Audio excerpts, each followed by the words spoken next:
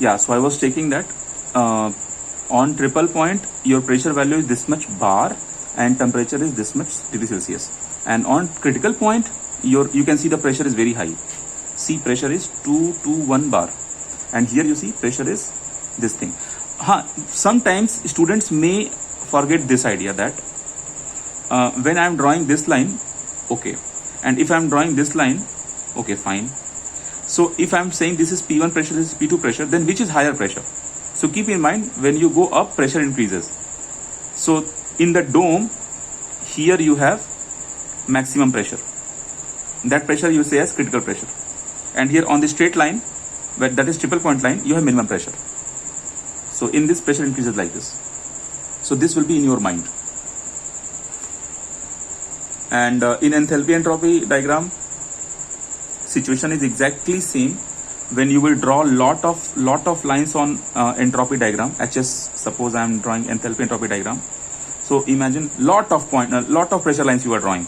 Like suppose this is one pressure line P1, this is another pressure line P2, this is another pressure line P3. So first thing, line is diverging. Okay, line is diverging. I am drawing HS diagram. So at every point, like you will be having state change, right? You will be having state change. So when you will connect those states, you will be getting line like this. So here you will be having critical pressure, critical point. So just now I have given the value of critical point. So this side line, the red line, is known as vapor saturation line, because on HS diagram it will look little bit different. And this side line is known as liquid saturation. And these blue lines, what I have done, this line, this line, this line, this entire blue line is your constant pressure line. So you know what is the name of constant pressure process? Isobaric process. So these lines are known as isobars. And if you compare the gap here, see the gap here, see the gap here, and see the gap here, gap is increasing. So you will say diverging. Diverge means this thing is increasing. One more thing. Suppose let's consider any one location here. Suppose I am considering this point. I am considering this point. So at this point, you will be having a particular enthalpy and a particular entropy. And you know that this line belongs to a pure liquid line. So this enthalpy I will say as SF. One thing, when you draw HS diagram, then this name is called Mollier diagram. MOLLIER. Mollier chart you can say, or Mollier diagram you can say. Okay. So in this diagram, actually what is the benefit of this? In this diagram, we clearly see a wet vapor, superheated vapor, and water. We can see clearly because we have only three zones here. This side we have water, this side we have mixture, this side we have pure vapor. So this is the beauty of Mollier chart. But if you draw the TS diagram, then on TS diagram you have everything. And you must go through the PDF, okay? After class, whenever you have time, you must go with the PDF and find time to read the extra theories in the PDF. Anyway, whatever is important and very important, I am teaching here. But if you will read the PDF, like in your way, some extra ways will develop. Reading is having always its own advantages. Okay, now we'll go ahead. So if I will talk about, imagine because this point I have considered on the pressure line P2. So if I will go ahead, so I will reach here. So after reaching here, I will be having another coordinate of entropy and another coordinate of enthalpy. So I will give the names. So this I will say as SG, this I will say as HG. So from 0, this is SF, from 0, this is SG, in between this gap is known as SFG symbol. Same way, from 0, this is your HF, and from 0 this is your Hg, and in between this is your SFG. So with this you can make always your own formula. No need to mug up. Simply you can see Sg is extra, I mean Sg is larger, so your Sg is nothing but you are adding this gap into SF. So SF you add this thing. In same way enthalpy, this is the highest enthalpy, so Hg is equal to in HF you add this gap, so in HF you add HFG. Guys, are you able to understand today?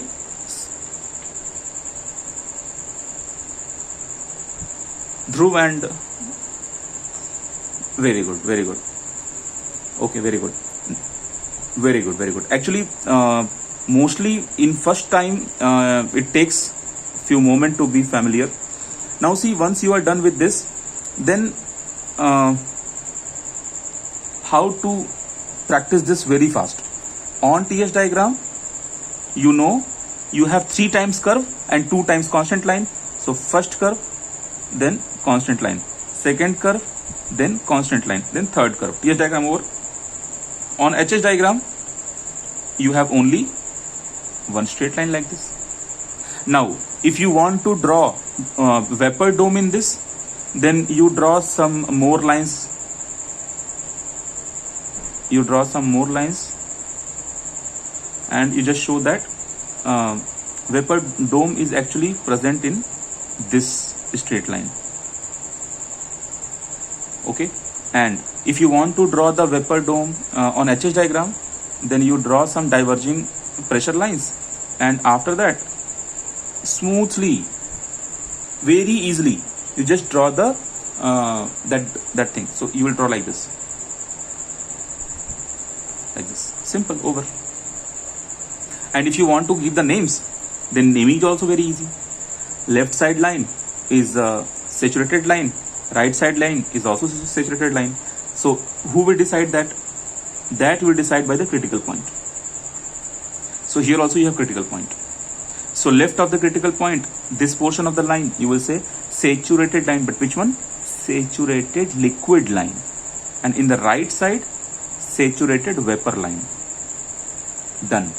In same way, left of this saturated liquid line, right of this saturated vapor line. And remember, when you draw enthalpy entropy diagram on HS, I mean when you draw HS diagram for the power cycle vapor power pure substance, then you will say it is Mollier diagram. Why do we prefer Mollier diagram? Because it is easily, it is like you can see this side pure state of liquid, this side mixture, and this side pure vapor. So this saturation dome is popularly known among engineers and scientists as a saturation envelope.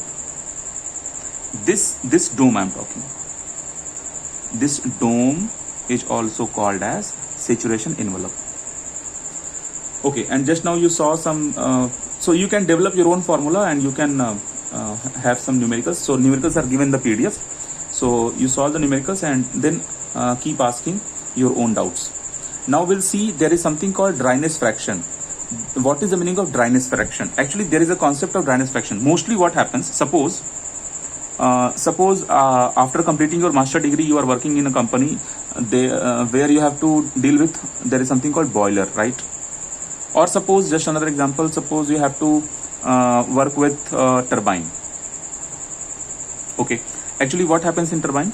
On turbine, hot gases will fall, and because of the shape of the blade, this turbine will rotate. So you will be having shaft attached with the turbine, so shaft will rotate. So you got some rotation or any kind of energy, then because of that you can do your further work. You can generate electricity, you can run any vehicle or anything you can do. You can run the compressor, anything you can do. So this gas, how will you achieve this gas? So because you have to fall this gas to the turbine, so definitely you are not going to bother some costly gases. So best way, cheaply available, everywhere available, that is water. So convert your water into steam. Now question is, what kind of steam? So if this is super heated steam, then it is very, very helpful. So that's why we have to discuss this kind of situation, that your steam may be pure vapor phase, or your steam may be not pure vapor. I mean, in your steam there can be some liquid also, because on HS diagram and on TS diagram you have directly seen that this is your dome. So if you are in this zone, or you can see, if I'm drawing pressure line like this, so from here to here you have liquid and steam both present. So suppose you are here. It means this much portion, do you understand? Can you feel this? Here it is liquid. So liquid started converting into, because you are towards the vapor now. You are towards the vapor. So if you are here, it means this much has converted. This much is about to convert. So it means you're in this zone. There is a word called wet and dry. How much portion is wet? How much portion is dry? So that portion we define as a new word called dryness fraction. Dryness fraction. So suppose if my dryness fraction, symbol is X, is 0.3. So what does it mean? Just an example. It means you have 30% vapor and remaining 70% is your liquid, water by mass. So if I will say that my dryness fraction is 0, it means you have 0 vapor.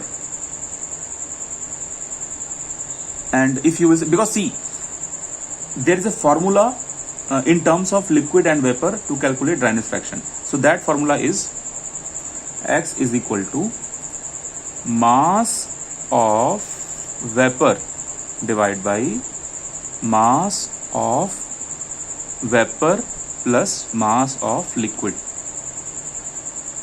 So this is how we find out. It means mass of vapor divided by mass of vapor plus mass of liquid. So that's all. Especially in case of water, your vapor is known as steam. So you may use your symbol as MS. S means steam, divided by MS plus M water. So that's all. Now we have steam table. So we will copy our values from steam table. So that we are not going to discuss here. And properties are very easy to remember. Very, very easy. See just one example. When you will open any steam table, how the properties are mentioned in steam table. So in steam table there will be many cases. Just an example, I am taking the case of wet steam. So in this case, properties will be like, just an example, I am taking suppose entropy. So it will be written as SF plus X SFG. It means on your HS diagram for any line, suppose you are here and you want to know what is the entropy here. So this entropy you will say as S. That entropy is nothing but the sum of this entropy, which is SF, plus the gap. Simple. So this gap is based on what? This gap is based on dryness fraction. What is dryness fraction? Because see how much vapor is present in this zone, how much liquid is present in this zone. According to that only you will find out entropy, right? Because in this entropy it is because of the pure liquid and because of this much portion, mixed portion. So that's why this kind of equation is written there. So that's all. We can stop this chapter, and now we can go for something else. And what is that something else? I will show you now.